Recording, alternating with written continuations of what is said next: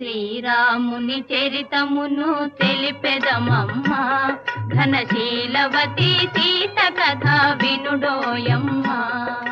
శ్రీరాముని చరితమును తెలిపెదమమ్మా, ఘనశీలవతి సీత కథ వినుడోయమ్మా.